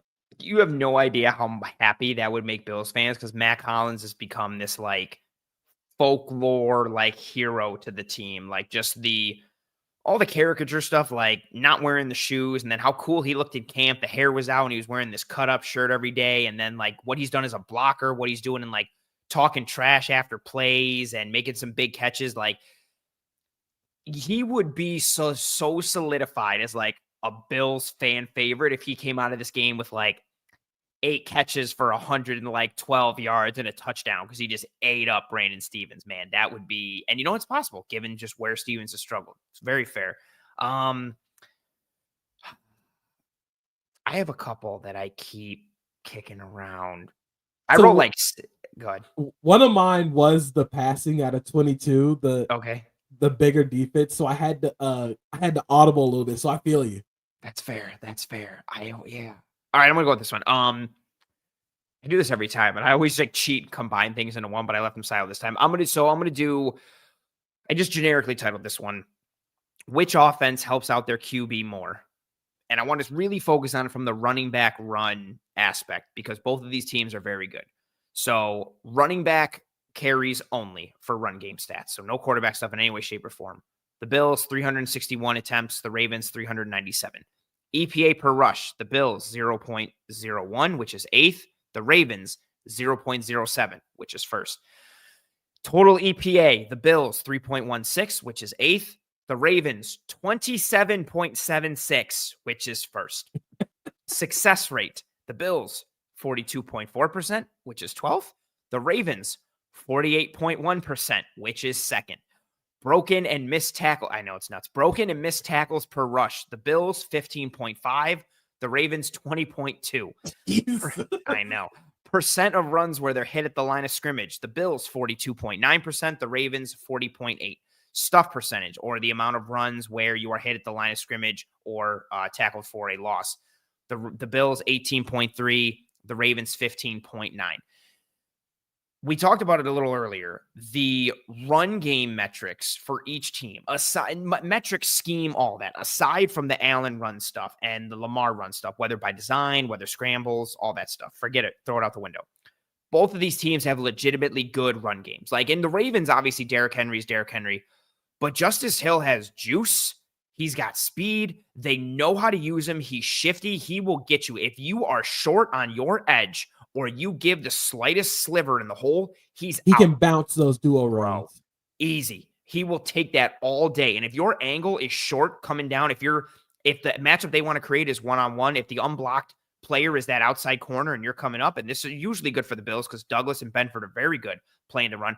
But if you're short on that edge, kind of like how Riley Moss was against James Cook when they ran duo, when he bounced it and beat him to the corner, Hill can do that against the majority of dudes because of how fast he is. So it's not just Henry. Like Hill can do some things as a runner in addition to being a pass catcher. And the Bills, James Cook, wildly productive year this year. Ray Davis has been good. We'll see if he plays this week, if he clears concussion protocol after Josh Allen sent him. That was a hospital ball from Josh Allen. He knew it. And yeah, it reminded me of the Peyton Manning, Austin Collie, where it was just every time Austin Collie over the middle, bam, done. And you knew it was happening. Yeah. It was like, oh no. Like it felt like one of those moments where it's like, I hope like nobody like spirals after that. Yes. That came at a huge moment in the game for both teams. So I hope Ray Davis is okay, because like you said, he adds another element of physicality to the run game. I think James Cook is physical, but in the way that he is going to always fall forward. Yes. Whereas like Ray Davis is going to try and run you over. Yes. He's not going to try and bounce it. He's not going to try and go around you. He knows one speed. He's got he's the pitcher with one pitch. He's got the fastball. He's always going to throw that fastball, and you better be ready. You are going to burn calories trying to tackle Ray Davis. Like he is going to make you earn the tackle that you get against them. And yeah, when I saw the trajectory on the throw, even before I saw the hit, there was so much arc on it. And I immediately was like, my thought was either, oh no, or my thought was, oh, this is a touchdown because there's got to be no one back there because Allen put so much touch on it. And I think what saved it from escalating, like Brandon Jones knew it immediately. Like you saw, he felt bad. Like he was just like, oh, and I felt for him. Like it didn't look intentional. He tried to turn, but he still clocked him. So yeah, does Davis play? And even if he doesn't, Ty Johnson is such a fun RB3. Crucial part of this offense. Bro, he's arguably like their best scramble drill piece. When it turns into scramble drill or off script, like he turns into Randy Moss. Like he's just making ridiculous catch after ridiculous catch all over the place. He's also their best pass protector. There is a rep for those who haven't seen or maybe didn't pay attention to the detail. The little out and up, not little, but the big out and up to Dalton Kincaid later in the game where Allen recognizes cover 0 and he chucks it up to Kincaid, drops it in the bucket. Kincaid reaches out, catches it. Ty Johnson flips Sternad on the blitz, gets under him, pops him, flips him. And it's not one of those like flips him and Sternad gets up and gets a pressure. Ty Johnson crushes him. Like it's suplexed him. Absolutely. He is their best pass protector. He's a good receiver coming out of the backfield, as we saw against Denver. Big play wise, smart, finding space, finding zones, but also as a runner. Like he can do so much. I think the run game, the running backs for each team will matter so much in terms of who helps out their QB more. And even tying into that, like the pass catchers, if Zay Flowers is out again, which is kind of trending he is, who's the pass catcher that steps up? Is it another game where we're finally wondering if, okay, is Rashad Bateman the kind of prince that was promised? Or is it a heavy tight end game? And we see the tight ends for the Ravens have like 14 catches for 150 something yards. And flip side of the Bills, is it, their regular cast of characters for the wide receiver spot? Is it Cooper? Is it Shakir like it has been? Is it Coleman? Is it the tight ends? But I think it all starts with that run game because both teams use that to set the table for all the mismatch creation you get with your quarterback, whether it's read option stuff, whether it's play action stuff, whatever. The run games from a non-quarterback perspective set the table for both offenses. And if you can't stop that, you are dead. And if neither defense can stop that, I don't know, we're probably looking at like a game that is over in like 2.5 hours real time because the clock isn't stopping. Each team is just running the ball down the other's throat and they're scoring. And then it becomes like, okay, who can tighten up in the red zone, which is honestly another one too that I don't want to get into it too much, but I had listed like who can, and someone said it in the chat earlier, who can turn 7 into 3 and who can turn 3 into 7. Like you get driven down on, but you get to the red zone, you tighten up a little bit. Who can make those little tweaks here and there to do just enough? But yeah, so much of it starts with the run game. And like we said, and tied into other points, if you can't stop that run game for the Ravens, it's similar to the Bills. If you can't stop that running back run game, Brady will just, oh, you're not doing good against duo? I'm going to run it like 74 just more times. That's it. Oh, you're having problems with mid-zone weak? Here it comes over and over. Oh, tackle pull, oh, dart worked or tackle long trap. Guess what? Here it comes another million times. Like, he will spam the hell out of it. Same way with what Monken does with the variety of gap scheme stuff they use, or just the Steelers game. Oh, you're having a problem with your scrape exchanges and gap stuff against read option? I'm just going to run it over and over again. Oh, you're not going to take Lamar? Okay, Lamar's going to keep running for 12 yards and sliding. Like, if you can't stop those running games from the core aspect, you're dead if you're either defense. And that's why it's, again, very meathead football guy to say, but tackling is so important in this game. The Ravens are first in the NFL in open field rushing yards for FT and fantasy. If they get into the open field, they are making you miss. And a lot of those, they don't just stop at 10 yards or 20 yards. Those turn into 40-yard touchdowns like Derrick Henry, where 3 guys run with Lamar Jackson and Derrick Henry erases angles, which he might be. And I was talking about this with some other coworkers. He might be the most unique running back in NFL history because he's a 250-pound scat back. Like, he doesn't run like how you expect a 250-pound running back does. And he has the speed to just pull away from everybody. So tackling is going to be important from the get-go. And I'm talking about, like, again, like we said in the week 4 game, tackle Kyle Hamilton, put on Khalil Shakir on the screen. That sets the tone. That physicality sets the tone. You have to set the tone. Somebody has to force the issue in this game. You can't sit back and just wait for them to get to the red zone and then hope they score 3, only kick a field goal. You got to force the issue against both these teams. And that's why the pressure aspect is so big. You want to force the issue against these quarterbacks. You don't want them to just sit back and, if we can run the ball really well and then we can just play action it, or I don't have to do much until we get to like the red zone where I have to be superhero. Like, that's so important in this game. Tackling the little stuff in this game. And I say it all the time. When the margins get real close between teams that are of equal talent, it's that little stuff. It's the tackling. It's the, like, we saw it with the Bucks in the playoffs. Like the fumble snaps, the missed time snaps, the not getting the first down and running out of bounds at 9. Like, that stuff matters in a game that's shaping up like this one to be a much more ground-based. You're not going to get a lot of possessions. Every single yard, every single thing matters at this stage of the playoffs. So just the little things are going to be something that I'm looking out for. Good call. And I forget, I was trying to remember while you were speaking. It was during one of these playoff games. It might have been one of the college ones, Thursday or Friday, or one of the NFL ones. I forget what team, but it was, I think, did Romo say it? It was either a player said it or the broadcast team. But their coach always drilled into them, like, when it gets down to the playoffs, or the old adage for them was like, it's not who makes the most big plays. It's the team that makes the fewest mistakes. This team that kills himself the least. And it might have been it was Aikman during the during the Vikings game. Oh yeah, during the Viking game. Thank you. Yeah, he was talking about Jimmy Johnson. And he was saying Jimmy Johnson, my old coach Jimmy Johnson used to say, it's not the team that makes the most amount of big plays, it's the team that makes the fewest mistakes. And because Darnold and Vikings, I think you said it on Blue Sky or Twitter, Darnold turned back into a pumpkin, or he entered pumpkin mode or something that. And I was like, they spiraled. And that was, again, that's something that in the playoffs, one mistake, one sack, or one negative play can spiral you. And it takes a really well-coached team. It takes a team that has a lot of belief in themselves. Yep. You can't let one mistake turn into 2, then 2 turn into 4, because not only will you put yourself behind the 8 ball, but you're giving them more opportunities. And you don't want to, if you give the Ravens or if you give the Bills more opportunities at bat, eventually they're going to get on base. Eventually those RBIs are going to start coming in. Eventually they're going to send one over the fence. So you have to be able to continue to mitigate mistakes. Yeah. And they it's funny you used a baseball like analogy there. Like the one I was thinking of, like when you get to playoff baseball, and this is in a multi-game, series. If your starting pitcher is looking shaky after like an inning in the third, it's playoffs, you're out. I got somebody else in the bullpen, he's coming out. Like, we're not taking any chances.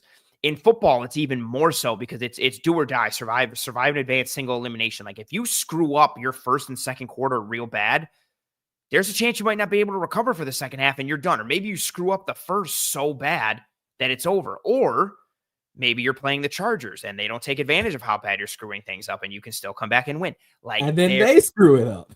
Right, and then they screw it up. Like, it's just, you cannot afford to make those mistakes. And if you do, and I think this is why it's also important for this game, like, we haven't seen Allen be that guy that he used to be, because Allen would make a mistake and he would want to make up for it so much that he would make another and he would make another. And you would see that he was trying so hard, he was pressing, similar to kind of like a pitcher who's like trying really hard to locate his pitches and can't. The harder they try, the more they miss, the more they're walking guys. And they're trying to throw good pitches and they're just not. We've seen that from Allen in the past. We have not seen it this year. No jinx, fingers crossed. Lamar can be that guy where things start to spiral for him in this Ravens offense. You can tell, like, he gets down or they get down. Does that creep up? Who makes the least amount of mistakes? Like, there's so many different ways, like, you could go about analyzing this game and talking about the matchups in this game. And I really think we hit major ones tied in with like subplots and avenues and tangents and different offshoots and branches. But I'm very excited for this game. Like, as much as we talked about like the craziness of it and the emotion and the fan bases hate each other and, the Chiefs waiting potentially for whoever goes down the road. This is a good one. I got to stop. Carl, thank you for being here. Thank you very much for the super chat. Carl says, and ironically this ties into what we're talking about. He says, will the turnover differential be a key matchup that decides this game? The Bills are positive 24 to the Ravens positive 6. Justin fumbles. The Ravens 5 TAs out of 7, and the Bills 16. wow. So 16 takeaways on fumbles for the Bills, 2 giveaways. The Ravens, 5 takeaways, 7 giveaways. Yeah, the Bills' turnover numbers this year have been nuts. That's also, ironically, another kind of sub bullet I had here. Can the Bills continue to get stops like they did against Denver, or do they turn into more of the defense they were in the regular season, which was we're not forcing a lot of 3-and-outs. We're not forcing a lot of punts. You're either going to drive on us and get a field goal, or you're going to drive on us, we'll get a 4th down stop, or you'll drive it a little bit, and then we're getting a turnover. We're peanut punching the ball out, or we're getting a strip sack fumble, or we're getting an interception. Turnovers have been a super key important part. And to Carl's point here, and kind of our conversation that we were getting at, JP, like the mitigating mistakes, who makes less of them. Maybe it's not about the big plays. It's about mitigating those mistakes. The Bills defense has they're purposefully going after the ball. That's been their MO all year. And that can swing the pendulum so significant in their favor. But the Ravens are fast and aggressive on defense. They'll look for turnovers as well. But the numbers are just, part of this for the Bills is they take the ball away and then the offense hasn't turned it over. So their turnover differential is beautiful. Yeah, I think this will play a part. And honestly, it just ties into what we were speaking about. I definitely do think it does. I think part of that for the Ravens is they played the Steelers, that one Steelers game in Acrisure, where, like we talked about earlier, the Steelers just know how to turn every game in Pittsburgh into just the sloppiest, messiest, fumbleitis-y game. It's their domain expansion. It's every game turns into something very weird. And I think they fumbled 2 or 3 times in that game. The first drive, Henry right before the end of the first half, Justin Tucker missed kicks. The Ravens should have won that game, but yeah, they turned it over 4 times, missed multiple kicks. Yeah, all just horrible stuff. And even one of the Lamar interceptions was a one where Peyton Wilson makes the most incredible play that you'll ever see. Yep, I think a lot of those turnovers happened in that really weird Steelers game. And something that both Lamar and Josh have done a great job of this year is avoiding catastrophic plays. We've all seen Lamar has 41 touchdowns and 4 interceptions, which is an ungodly number. It's so ridiculous at this stage of the season. I think Josh Allen has 6, but he's done so well in avoiding sacks and turnovers. Yep. Where I think Lamar also avoids sacks, but it's the ability to not turn negative plays into chaotic plays. Good call, yeah.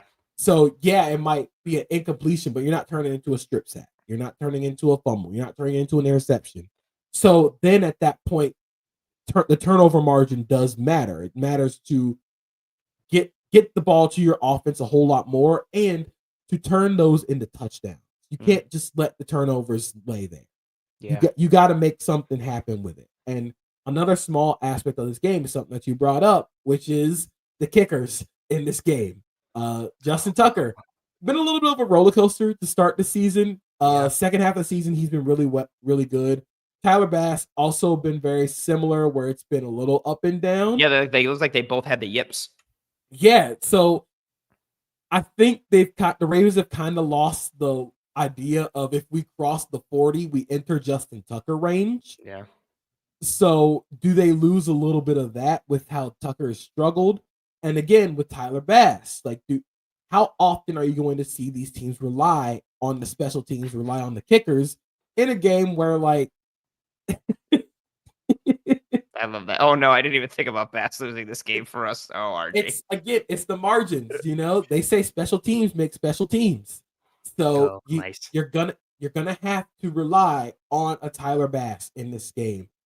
Those margins where if he misses one, Tucker makes one. If it's gonna come down to those in a game where these two teams are both equally talented.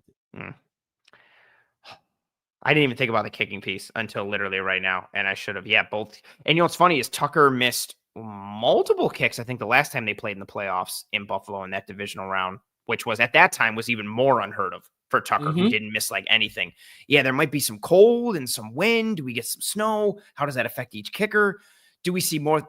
Do we just see more full throttle offense and it's just more 4th down attempts and just everybody's going for points? This game really could go in a multitude of ways. I could see it being a slow, physical, methodical, rough, beat 'em up type of game for both sides. I could see it being like fast paced and high scoring because of the run and also because of the pass. Like there's so many ways. And I feel like if you're the Bills, you have to come out swinging defensively like you did against the Lions. You come out and you blitz, you attack, you load the box. Lamar's not running.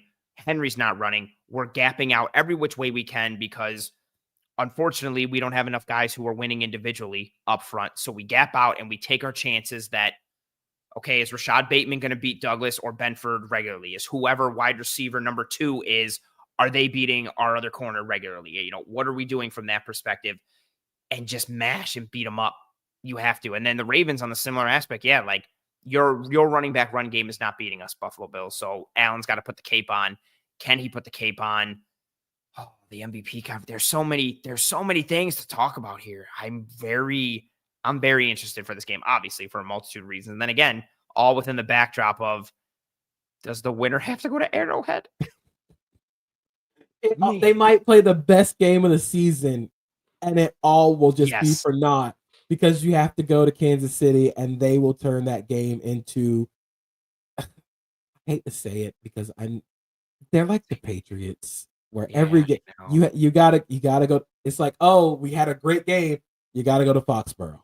Yep. Have fun going to Arrowhead and losing 23-16 or some ugly score that everyone's like, no one feels good about it after. Everyone's just like, it's going to be like 23-20 on some bullshit Butker kick that like doinks off the crossbar. Yeah. And everybody just goes home like, what? Why did we let that happen? Yeah. We all just feel empty.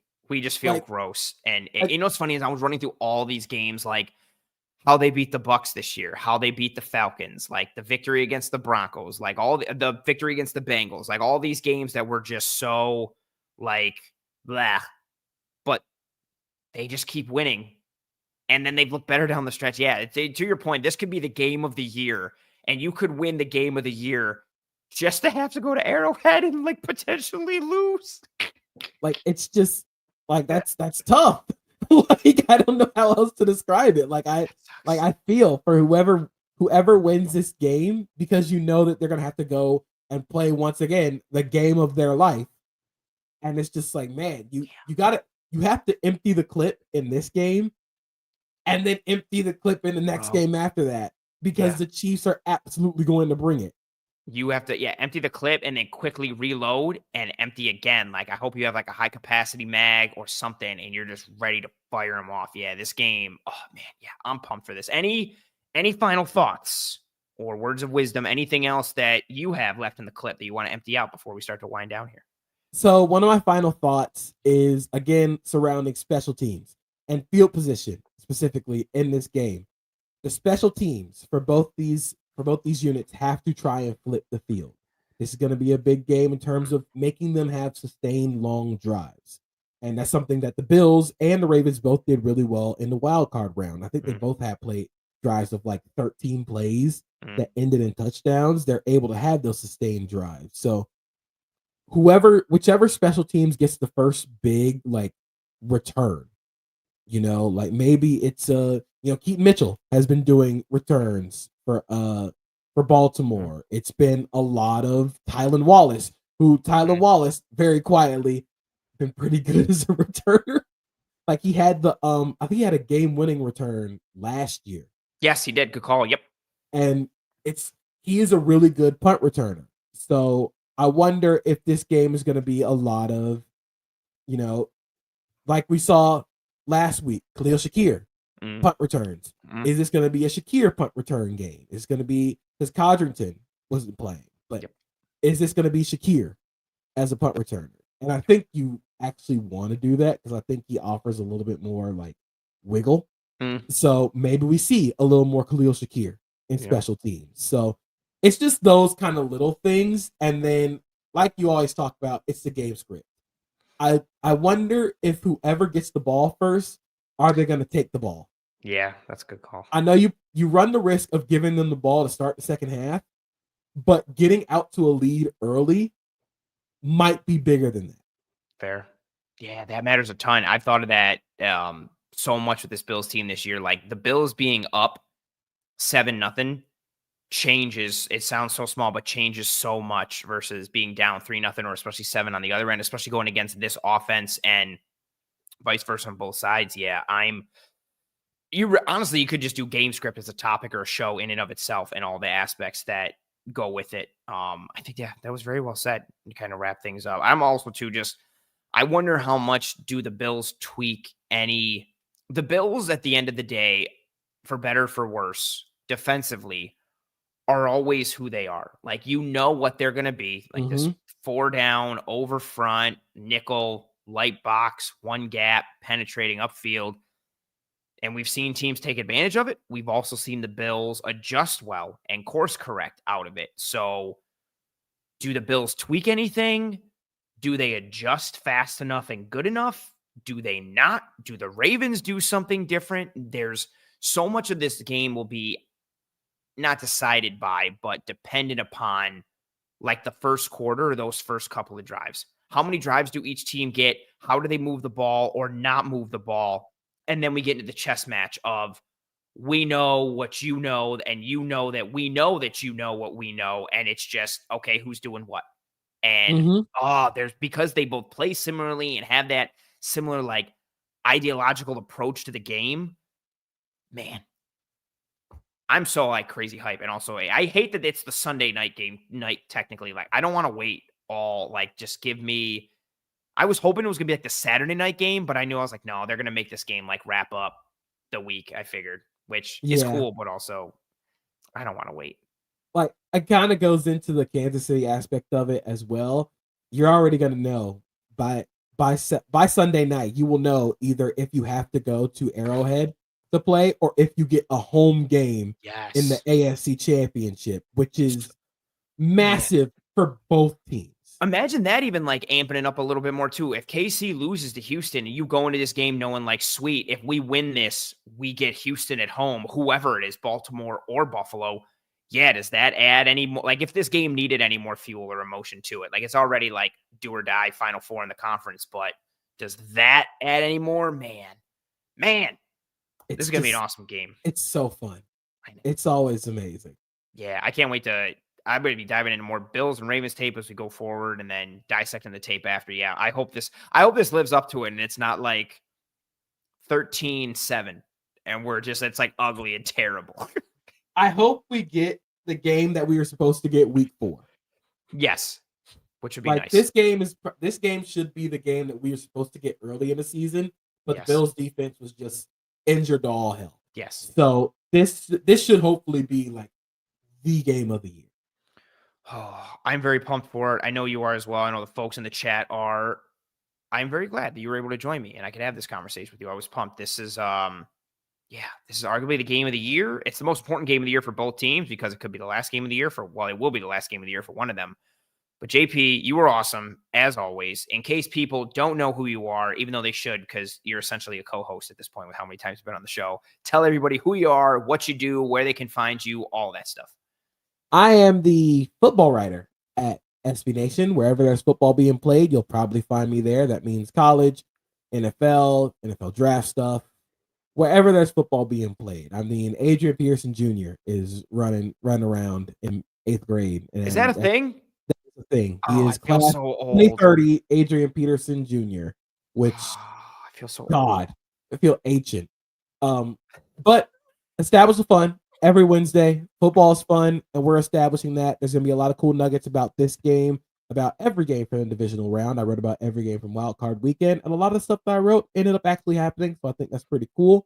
And you can just follow me on Blue Sky at JP Acosta 32, and then on Twitter at Acosta32_JP. Blue Sky is also Acosta 32 JP. I forgot that I put it in the tagline here. We're firing on all cylinders, baby. The NFL season's almost over. My brain is at like 12%. Bro, I'm so I was thinking about it man, once the regular season's over, I can relax. And then but I was like, no, I can't. I get a week and then I have to dive in all the college tape and start prospect ranking and grading. This is the first year in the last several that I'm not going to the Senior Bowl. And so I was like, okay, but it never ends. Every time you think there's the off season, there really isn't. You have to wait until May, the first week of May. And then you can just be like, And then once June starts, you're like, nope, I gotta breathe again. Yeah, it's intense. But your work is awesome all year round. College stuff, NFL stuff, the tweets, the whatever we call them on Blue Sky. I know I'm not calling them skeets or whatever, posts. But yeah, I'm just calling it posts. There you go. Yeah, your content is great no matter what it is. Establish the Fun is awesome. You're awesome every time you come here. Again, I genuinely value you as a person and the work that you put out. This conversation was awesome. I know a bunch of people in the chat enjoyed it.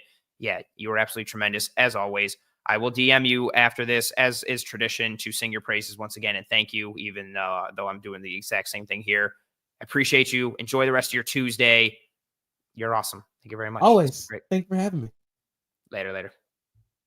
Mr. JP Acosta, tremendous guest, setting the record for most appearances. I think every time he appears at this point, he is just essentially setting more records over and over and over. Yeah. Thank you. RJ says, yeah, JP is definitely the unofficial co-host. At this point, yeah, that's fair.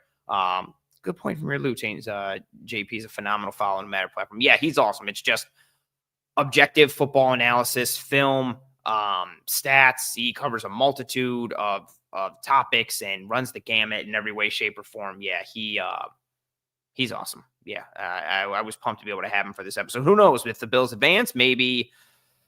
I am very superstitious, so if the Bills win this week, I might have to try and have him on again next week to continue the trend. Maybe that's what we've been missing. Maybe that's what the Bills have been missing is, JP on these shows in the playoffs. So we'll kind of see potentially what we get there. Want to throw up some love for the sponsor of this show, One Pipe Pizza. You folks know the drill at this point.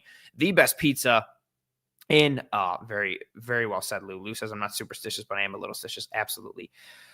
One Pipe Pizza, the best pizza in Buffalo, New York. I don't say that because they sponsor the show. They sponsor the show because I think they're the best pizza in Buffalo, New York. Sweet sauce pie, cup and char pepperoni, homemade blue cheese. They also have great options beside that, like really good salads, if that's your type of thing. They do all these catering options, great mac and cheese, great breakfast pizzas. They are tremendous in a multitude of ways, and they do a lot of good stuff in terms of drives and initiatives and giving back to the community. Toys for Tots every holiday season, partnering with Roswell to try to knock out cancer, partnering with the SPCA, partnering with the Alzheimer's Foundation. They give back in a multitude of ways. So they're really good people making really good food. Get yourself some One Pipe Pizza if you live in the Buffalo area, or if you're in town for the game this weekend, get yourself some One Pipe Pizza. The online menu, address, details, phone number, all that stuff can be found in the episode show notes, whether here on YouTube or whichever podcasting app or platform you are listening to this show on. Man, this has been a very detailed episode, as always, as I hope you folks have come to expect and recognize here on Disguise Coverage. But I'm going to throw up the banner that says Toodles, folks, because we are going to start to wind down here. If you have not already, please, thank you. Drop a like on this video here on YouTube if you're watching live or you're watching post-live later. Likes are the lifeblood of these streams and goes a significantly long way towards helping myself and the entire team to track and trend in front of more eyes and ears. So if you enjoyed this content, please, thank you. Drop a like on this video. I appreciate all the kind words coming in for myself and for JP at the end here, but throughout the entirety of the episode. I don't like to bring up I see all of them and I appreciate them. But I feel corny bringing up positive stuff for myself when it's just me by myself, but I see it, I recognize it, and it means a lot. So thank you very much to you folks. Thank you very much to Carl for being here and for your super chat earlier. Very much appreciated. If you are listening on one of the podcasting apps or platforms, that's cool. Please rate and review and subscribe to Disguise Coverage on whatever audio platform you are listening to Disguise Coverage on. Ratings and reviews and subscriptions go a long way. Turning on notifications on YouTube or the audio platforms, or even just word of mouth, telling, a family member or friend or a loved one, if whether they're Bills people or they just enjoy good football conversation. I hope you found this to be good football conversation. Yeah, tell your family and friends and loved ones about this show. If you hated this show, tell your enemies and try and ruin their day by making them watch this show.